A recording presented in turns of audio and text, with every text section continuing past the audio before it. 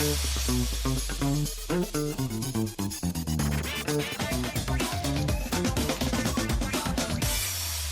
there and welcome to Most Buffalo. I'm Kelly Dudzik. We have a jam-packed show for you today, from Wright Nights at the Martin House to the return of the Gospel Fest and a look at a local organization helping animals overcome the odds. We're covering it all today on Most Buffalo. But first, one of Buffalo's most unique and beloved summer traditions is back this weekend. The 55th annual Grease Pole Festival takes over the Agustin Pucho Olivencia Community Center on Swan Street with 3 days of Puerto Rican culture, incredible food, live music, dancing, and of course, the famous grease pole competition. It's all for a great cause, raising money for youth programs and college scholarships in our community. So joining us now in studio are Anita Leon Rodriguez and Felicia Cruz, board members at the Community Center. Thank you for being here today on Most Buffalo. We appreciate it. The Grease Pole Festival, if people haven't been there before, I mean, it's been around 55 years, so most people know what it is, but just explain to people what they will experience. Well, thank you for having us. We're very happy to be here. It's like you said, it's 3 days of community celebration, cultural celebration. It's food, it's vendors, it's music. It's just celebrating our culture. It's a good time. It's Yes. a good time. What's your favorite part about the event? Well, I have the opportunity to be the vendor coordinator, so I love working with the vendors because without vendors and food, then there wouldn't be a festival, right? So we have over 20 food vendors this year, over 15 non-food vendors, which are crafters, people that come out and sell T-shirts and hats with the Puerto Rican flag and different culture things. So just being a food vendor, I get the first chance to kind of taste the food. And what is your favorite food option going to be this year? And maybe there are some people who did Taste of Buffalo and then they turn around and this weekend they're doing the Grease Pole Festival. Well, not only do we have Puerto Rican food, but we have other cultures that have participated over the years. We have Jamaican food, we have fried dough stands, we have lemonade stands. So we pretty much have it all. So everybody is welcome. For competitors in the Grease Pole competition, how is this something, like I've always wondered, how do you train for this? Do you train in the winter? Are you like at a gym? You've got to have really good upper body strength. So do you know what the secret is for these competitors? Yeah. I don't think it has so much to the gym. I think it's, people always think that you need to have upper body strength, but it also has to do technique. Oh, okay. And Team South Park has definitely developed that technique to do it, and that's why they're being champions for I don't know how many years, but they will be in there this year again. The competition is on Sunday. Okay. Always at 5 o'clock in the afternoon. You might want to get there a little earlier because it gets really packed. For what do they say?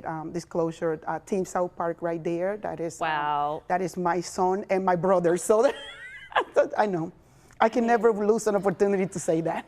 It looks so dangerous, but they're also so good at it. Yes. And the adrenaline is flowing, so they're just doing it. And I believe it's 17 years in a row they have won. Really? Okay, so really, somebody needs to step up and give them some competition, or otherwise they're like at the Olympic level and everybody else is just an amateur. Yes, and all you need to do is get a team of 5, 6, because you need an extra, because you never know. Team of 6 people, Okay. And sometimes they want to, alternate in and out to take a breather or whatever, but it have to be a 6 team. Okay. You can come even the day of the festival on Sunday. You can come on the day of Sunday, you sign your waivers, you show your ID, and you go at it, take your shot to see if you can just take Team South Park. So somebody watching right now could decide, okay, I'm going to get 5 of my friends together and we're going to go Sunday and do this. Yes. All right, good. If that's what they're doing, good luck to them. How important is it for you to be able to share Puerto Rican culture with everybody and maybe some people who have not experienced it before? I think it's super important. This festival is family oriented. We grew up in the festival as kids. Our kids grew up in the festival. Our grandkids are growing up in the festival. So I think it's just an amazing weekend, filled, packed, and you see people you haven't seen for years that come in, and a lot of people come in from out of town. We even have vendors that come in from Florida, New York City, Puerto Rico that participate in this festival, and it's just an amazing time. So it's a free event. We start at 5 o'clock on Friday, 5 to 11. On Saturday, it's from 12 to 11, and on Sunday, 12 to 11. So if people want to go, just show up. They just show up. Free event, yes, please. Yes. Come and join Super us. easy. And real quick, a website people can go to if they want more information. It's puchoinc.org. Awesome. Thank you so much. We appreciate you being here in Most Buffalo today. Thank you for having us. Thank you for having us.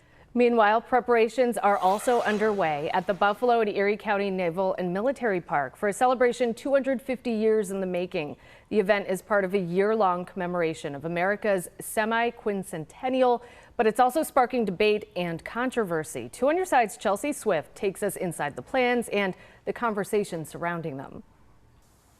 Yeah, that's right. There definitely was some controversy on social media around July 4th, but now the Naval Park is preparing for a big celebration to celebrate America's 250th birthday. There will be fireworks on August 2nd, which is Signers' Day. That's the day the Declaration of Independence was actually signed. The event is being organized by both the New York State America 250 Commission and Erie County's America 250 Initiative to reflect civic pride, tourism, and community celebration. It will include live entertainment, historical storytelling, family activities, military heritage, food, and of course, fireworks. It also became a lightning rod of sorts after the city announced it would not be sponsoring fireworks on the 4th of July. One reason was that there would be fireworks for this event. People went on social media criticizing the decision when in fact it is part of a year-long celebration across the region and across the state. I do think that was lost in the mix a little bit. When you look back at 76 or 1926, celebrations went on for an entire year, and that's exactly what's happening across the nation. We remember when, of course, the big boy, the giant train, came rolling through, just like the Freedom Train that rolled across America in 76. And what we're doing is really celebrating across many dates with many programs. There are nonprofits across Buffalo right now that have had exhibits up for months, including here at the Naval Park. And again, this is just one of many events that are being planned by the commission. It runs from 4 to 9:30 p.m. on August 2nd, Signers' Day. Organizers say another reason they opted not to have fireworks on the 4th of July was so that people would attend their local celebrations in towns and villages across Western New York on the July 4th holiday. On Your Side in Buffalo, Chelsea Swift, Channel 2 News. Thank you, Chelsea. And if you're looking for something fun to do on Thursday nights this summer, the Martin House has you covered. Wright Nights is back, transforming one of Buffalo's most iconic landmarks into a weekly destination for live music, family fun, special tours, lectures, workshops, even a farmer's market. So joining us now in studio is Jesse Fisher, CEO of Frank Lloyd Wright's Martin House. Thank you for being here in Most Buffalo. Tell me what happened to tonight's event. Well, unfortunately for tonight, to protect the health of the public and our volunteers and our staff, we did have to postpone tonight's Wright Night. So unfortunately, you can't be with us this Thursday, but every Thursday for the rest of the summer. So next Thursday, what can people expect? Next Thursday is actually one of my favorite Wright Nights because it's kids' night. Ooh. So as a mom of 4 myself, I'm always trying to find ways to get kids involved in fun cultural activities. So we'll have art and design workshops. We'll have mini tours that are more tailored for kids and their attention span. So we try to offer something for everyone. So we also have evening behind the scenes tours that end in a champagne toast for the non-kids among us.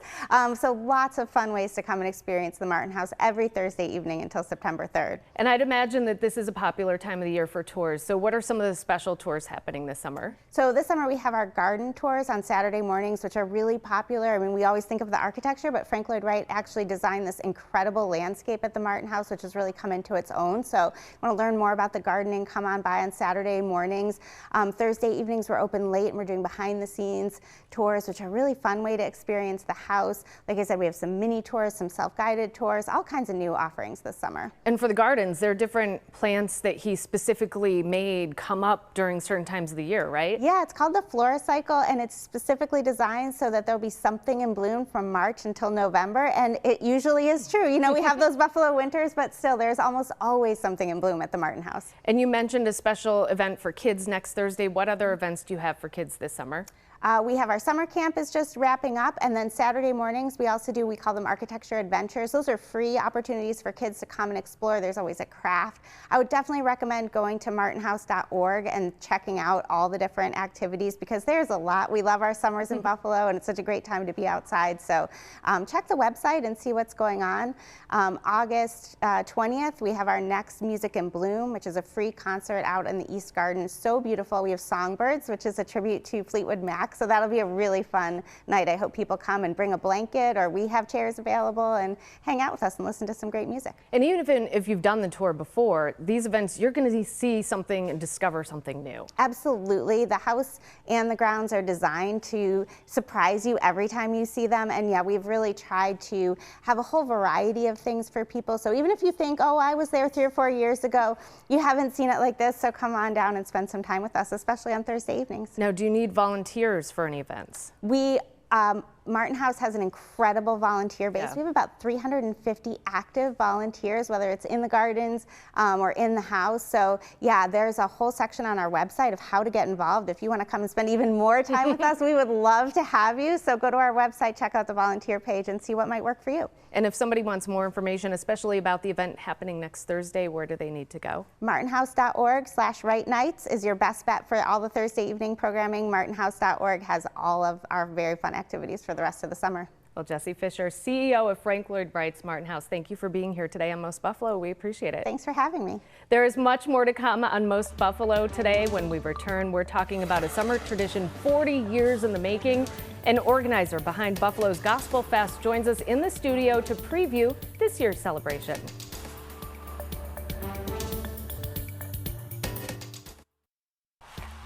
Most Buffalo continues now, and one of the city's longest-running summer traditions is celebrating a major milestone this year. Gospel Fest is marking its 40th anniversary, bringing a day of inspiring music, fellowship, and nationally known gospel artists to Martin Luther King Jr. Park on July 25th. Joining us now in studio is Pastor Ulysses Wingo Sr., who serves on the Gospel Fest Committee of Buffalo. Welcome to Most Buffalo. Tell me about some of the exciting artists coming this year for the 40th anniversary celebration. It's exciting every year. Thanks for having us, Kelly. It is exciting every year. We are excited this year to invite some of our local talents again. Of course, over 40 years ago, our coordinator, the indelible Sister Bessie Patterson, used to invite talent from all across the country. And now this year we have the Windy City Christian Airs, the Windy City Spiritual Airs, who will be here this year, as well as many of our local artists, including Juanetta McElveen, Robin Adams, Carol Millhouse. The old school B-Boys will be with us this year. Delivered's with us every year. The citywide choir led by Bessie Patterson herself, as well as the Varson's community choir, of course, of which always draws a very, very great crowd. 40 years is a big deal, especially for an event to keep going strong. Tell me about the legacy of this event.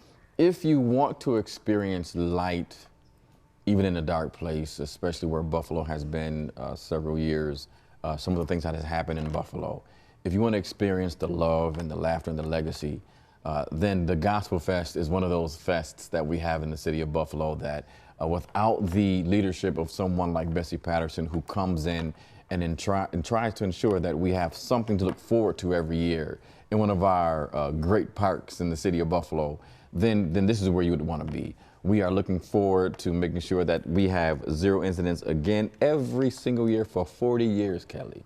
We have never had an incident because the people who come to this event understand the purpose of this event and what it means to other folks to come and to receive that encouragement, that enlightenment, that just spiritual uplifting that this event brings every year. And it's free. How important is it to make sure an event like this is accessible to everybody so that everybody feels welcome and everybody can go? That's absolutely a wonderful question, because we want to make sure that everyone knows, as the gospel is free, we want this event to stay free.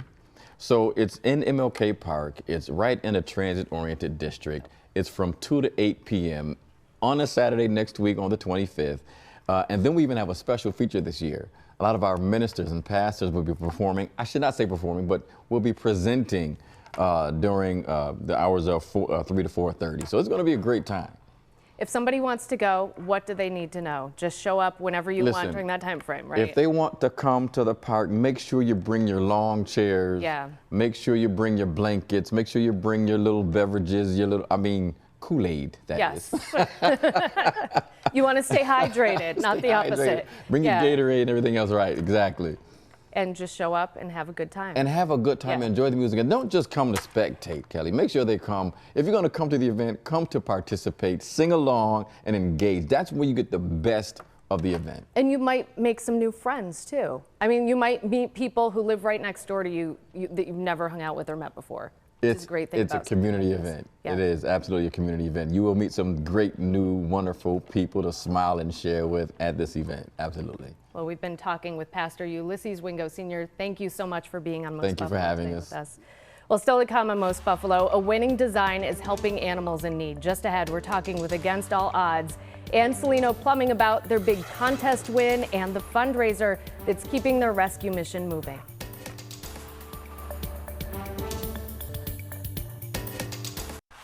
We're back now in Most Buffalo, and Against All Oddz, Animal Alliance is celebrating a big win after taking home the top prize in the Salino Plumbing Truck Wrap Contest. So now they're turning that excitement into even something bigger with a cornhole tournament fundraiser that'll help support rescue animals across Western New York. So joining us today, Lucas Salino from Salino Plumbing, Matt Albert, founder of Against All Oddz Animal Alliance, and once again, introduce yourself as well. Yeah, I'm Eileen Marudiak. I'm the executive director at Against All Oddz. Excellent. So you also brought a special four-legged guest. Who is this? Because we don't want to ignore her. This is the president, CEO, Day Day. She's actually one of our ODs.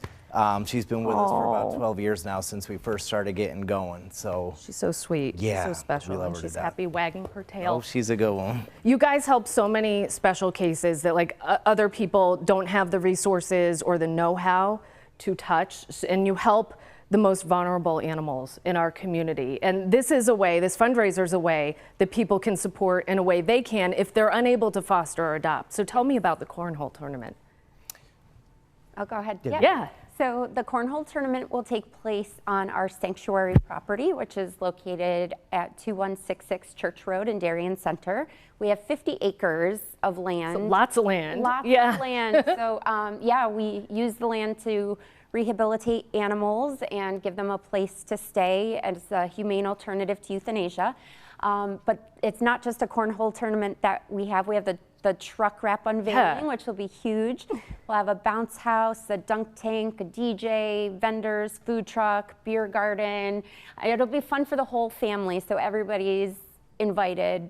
And the truck wrap competition every year, I see all the nonprofits posting on social media trying to get the most votes. What did it mean this year for Against All Oddz to win and for you guys to be part of this whole thing? Well, for me, running it, it's great to always see the different nonprofits. You learn all about them. So, going through the little voting, they all come up. It's so hard to choose. So thankful the community gets to do that for us. But getting to work with them, they're small, they're a little edgy. They do the right thing no matter what it takes. And what they do is just a little different, having that sanctuary tied to it. And it's just a really cool property. I'm really excited. I'm personally a big dog lover. So they always bring a dog in to ease me over too. You guys are dealing with a lot of situations, a lot of tough situations right now. Tell me about some of the things that you need help with, and maybe some of the most recent animal situations you've dealt with. Sure. So with what we do, we like to put ourselves right on the front lines, wherever those lines may be, whether they're at a dog testing facility in Wisconsin. You guys were there. Whether they're in courtrooms, whether there's at a dog testing facility much closer to home at Marshall Farms. So with that in mind, we are very welcoming, very inclusive. We believe that we found our best selves through the gift of working for animals. I know I have. So with that in mind, there's something for everyone. And we have kids involved in our rescues too. A lot of them will either just be, working with the cats or learning some particulars of animal husbandry or helping their mom's or father's garden, whatever the case is. But we are a family that's becoming bigger and bigger, more and more animals, more and more people. As I said, if you think, well, I don't know how I could be of help, we'll figure out how you could be of help. I was going to say, like, what kind of volunteers do you need? What kinds of donations? I'm assuming unlimited donation. You always need money to make things run. But what kinds of skills does somebody need, especially if they don't have any experience working with animals? Well, so there's certainly, from a social media standpoint, we're always looking for people that could help get our message out, that could help establish our brands. We have merchandise. We're rolling out a food truck at some point. Wow. So we are really looking to diversify. We're looking to ultimately start taking in farm animals with our land because we truly don't discriminate. We are of the mindset that, you know, a cow's life is just as worthy as Daisy's, for instance, even though we, you know, love Daisy very much. But yeah, really, it's anybody who has a big heart and wants to work with compassionate people and wants to work for animals, there's a role for them at our sanctuary. We are very inclusive. We are a community. We're not just a rescue. And so, yeah, like I said, there's a lot of different roles. And these dogs need a lot of love, too. There can't be enough love. So sometimes it's just, you know, sitting on a couch with a dog and watching Netflix. And that's the enrichment that dog needs. And that's also fun for the human, too. If somebody wants to be part of the cornhole tournament, real quickly, just let me know what they need to know. Yeah, so they can go on our website at Against All Oddz with a Z, AA.org. We have information on our website. They can also email us to enter into the cornhole tournament. We are still also looking for vendors and sponsors, so if anybody is interested in that, they can get in touch with us as well. And social media, Facebook, Instagram, TikTok is also a great place to hear about our updates. Perfect. Well, Against All Oddz, Celino Plumbing, thank you for being here in Most Buffalo today. We appreciate it. we hope to see you there as well, Kelly. Yeah, thank you. A lesson on the basketball court is making an impact well beyond the game. Local police and the NFTA are helping young athletes build skills and build trust with law enforcement. Channel 2's Courtney Courtwright shows us how. On this court, these kids are trusting the coaches and the mentors through every drill.